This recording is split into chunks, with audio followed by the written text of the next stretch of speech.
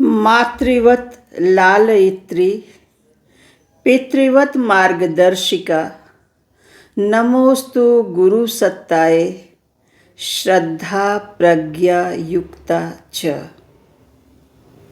गुरुजनों की जीवन के हर आयाम में बहुत ही महत्वपूर्ण भूमिका रहती है। इतिहास साक्षी है कि भारतीय समाज में सदा से ही राजमुकुट गुरु चरणों में श्रद्धा से झुकते आए हैं। आज मैं महान ज्ञानी, महान तपस्वी गुरु वशिष्ठ, रघुकुल के कुल गुरु की बात करती हूँ, जिनका बड़ा ही सुंदर चित्रण गोस्वामी तुलसीदास जी ने किया है। राजा दशरथ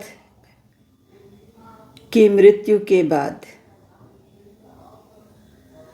प्रभु श्री राम के वनगमन के उपरांत जब राजा दशरथ की मृत्यु हो जाती है तो गुरु वशिष्ठ अहम भूमिका निभाते हैं और वे भरत और शत्रुघ्न को ननिहाल से बुलवाते हैं और भरत बड़े ही शोकाकुल हैं, बहुत ही व्यथित हैं भाई के वनगमन से तथा पिता की मृत्यु और भाई के वनगमन का कारण अपनी माता को जानकर बहुत ही ग्लानि से दुखित है उनका मन। और ऐसे में उनके सामने समस्या इतनी विकट कि सारा राजकार्य, पिता की अंत्येष्टि संस्कार सब उन्हें ही करना है। ऐसे में गुरु वशिष्ठ भरत को समझाते हुए कहते हैं, तात हृदय धीरज धरहु करहु जो अवसर आज, उठे भरत गुरु वचन सुनी करन कहेउ सब साजु। गुरु के वचनों को सुनकर धैर्य धारण कर भरत ने सभी तैयारी करने का आदेश दिया।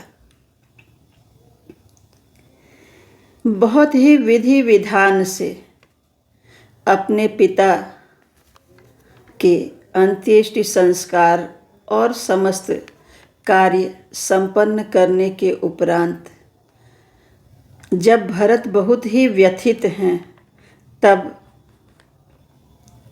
राजसभा में गुरु वशिष्ठ उन्हें बुलाते हैं और नाना प्रकार से उनके कुल की यश गाथा उन्हें सुनाते हैं ताकि उन्हें मन में धैर्य हो। लेकिन भरत का मन किसी भी प्रकार से शांत नहीं होता है। गुरु वशिष्ठ कहते हैं कि आपके पिता शोक करने लायक नहीं हैं। उनकी कीर्ति 14 लोकों में फैली हुई है। सुर नर मुनि गंधर्व सब उनकी प्रशंसा करते थकते नहीं हैं और उनसे बड़े पुण्यात्मा तो कोई हो ही नहीं सकते हैं। कहूँ तात केहि भांति को करहि बड़ाई तासु। हे तात कहो, ऐसे राजा दशरथ की कोई किस प्रकार से बड़ाई कर सकता है। राम लखन तुम शत्रुघ्न सरिस सुवन सुच जासु।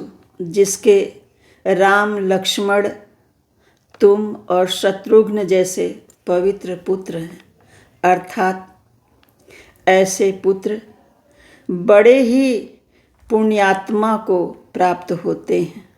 कहो उनकी बड़ाई कैसे की जा सकती है। भरत विकल हैं तथा अपने कुल पर उन्हें गर्व भी है कि राज सिंहासन का मोह उनके भाई को कर्तव्य पथ से डिगा नहीं पाता। माता सीता का पति के साथ वनगमन, भाई लक्ष्मण का भाई का साथ देना, मन में कहीं उन्हें अपने कुल पर गौरव भी होता है, पर यह क्षोभ उनके मन में बहुत है कि इस सब का कारण उनकी माता कैकेयी है और वे गुरु वशिष्ठ के गले लग करके बिलख बिलख करके रोने लगते हैं। वशिष्ठ उन्हें समझाते हुए कहते हैं, सुनहु भरत भावी प्रबल, कहेउ बिलख मुनिनाथ, लाभ हानि जीवन मरण जस अपजस विधि हाथ। उन्हें समझाते समझाते गुरु वशिष्ठ स्वयं ही बिलख पड़ते हैं और कहते हैं कि हे भरत, सुनिए, होनी बहुत ही प्रबल है। जीवन में लाभ हानि, जीवन मृत्यु, यश अपयश सब कुछ विधाता के हाथ में है। मनुष्य के हाथ में कुछ भी नहीं है। और इस प्रकार से गुरु वशिष्ठ ने भरत को समझाते हुए मानव जाति को जीवन का एक शाश्वत सत्य बताया कि यही सत्य है। मनुष्य जो स्वयं को कभी कभी भ्रमवश सब कुछ का कर्ता मान बैठता है, वह नहीं समझ पाता है कि वह कठपुतली मात्र है ईश्वर के हाथों में और ये सब तो उससे करवाया जा रहा है। तो इसलिए हमें अपने कर्तव्य पथ से विचलित न होते हुए केवल पूरी निष्ठा से अपने कर्तव्य का निर्वाह करना ही हमारे वश में है और वही हमें करना चाहिए। इस प्रकार से जीवन का महामंत्र गुरु वशिष्ठ समाज को देते हैं। जन जन में राम, कण कण में राम। जय श्री राम।